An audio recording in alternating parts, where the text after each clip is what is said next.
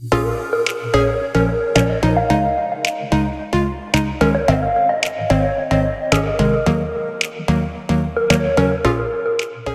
you guys, so it's Keoshia and I'm back with another video. If you enjoy my budgeting videos, please give this video a thumbs up. Make sure you guys subscribe. Make sure you turn on that notification bell so you don't miss any more videos from me.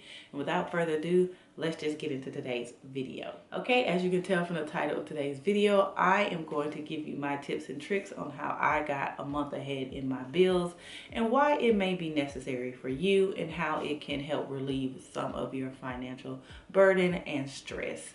I was asked this question a lot from when I did my January 2021 budget video, and I did mention that I was a month ahead in my bills, and so January was already paid for when I budget, and so February is already paid for now that January is almost over, and in February, March will be paid for, and so on and so forth.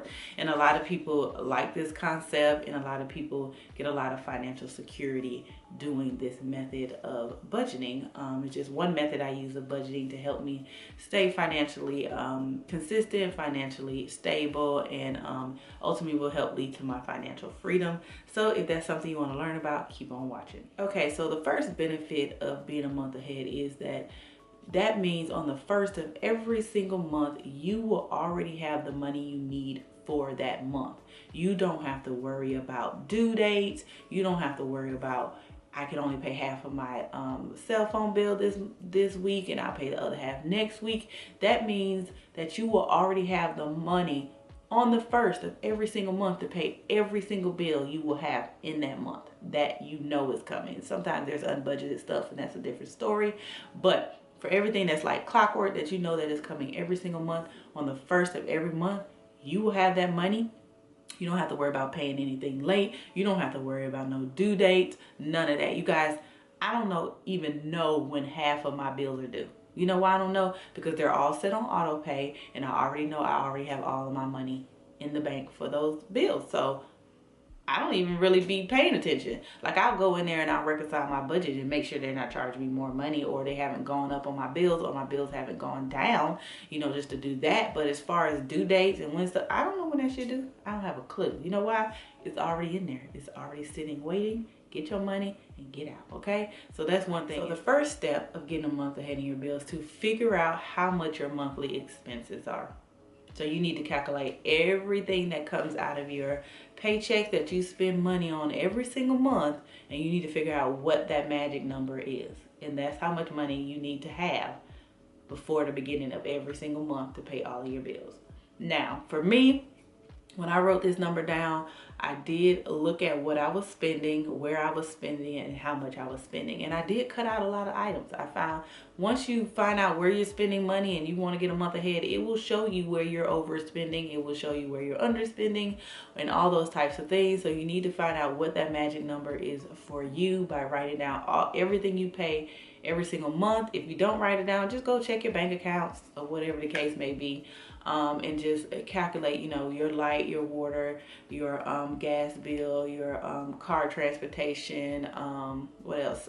Your groceries, your rent or your mortgage, your car note. And I do only count things that are necessities. It's up to you if you want to count like cable and all that stuff. I don't feel that's a necessity.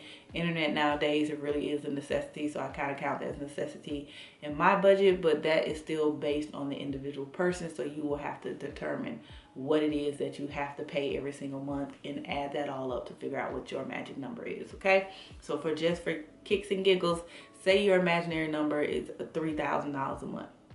You need to have on the first of every single month $3,000 to pay for everything that you want to do in the next month coming up, okay? So how do you get this $3,000 when you're barely making it as it is, okay? The first thing is, do you get extra paychecks from your 9 to 5? Me, I'll get paid every 2 weeks, and so every year I know I'm getting at least 2 extra paychecks a month, okay? There's some months that I get an extra paycheck. Usually it's 2. Last year was a leap year, so I got 3 extra paychecks last year, which was Gucci, okay? And then can you use that extra paycheck to get a month ahead?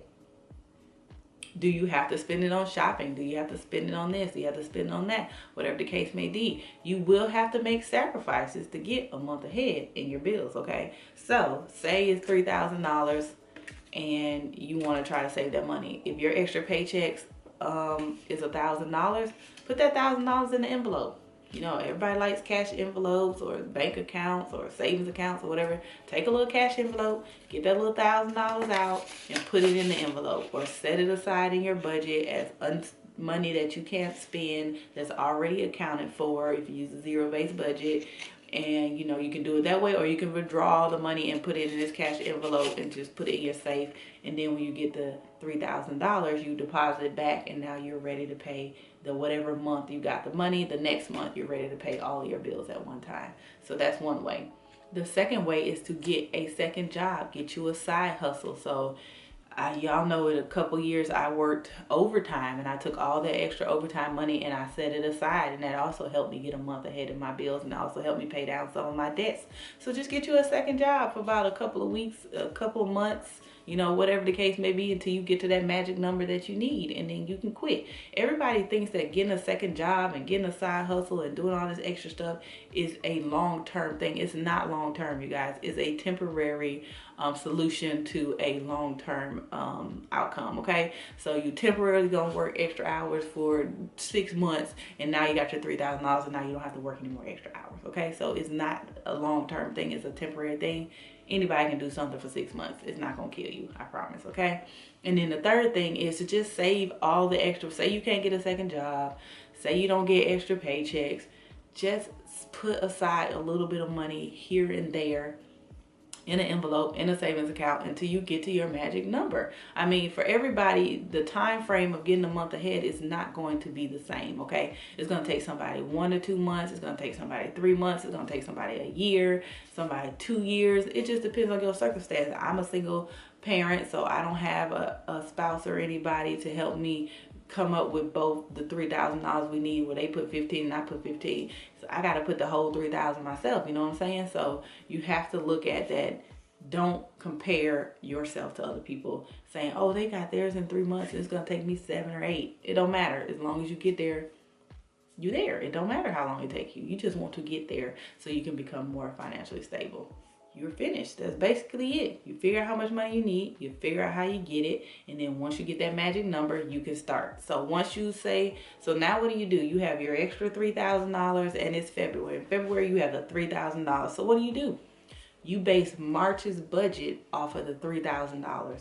And then all the money you make in March, you put it aside until April, and then you make April's budget based off of March's money.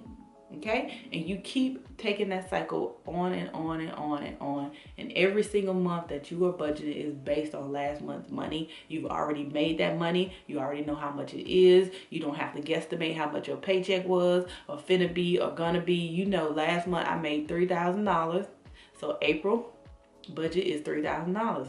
Say in April you make $5,000, well then May budget is $5,000. Okay, and you budget May based off what you made in April. You budget June off of what you made in May, and July off of, you know, so on and so forth, so forth. So that's how I basically got my month ahead.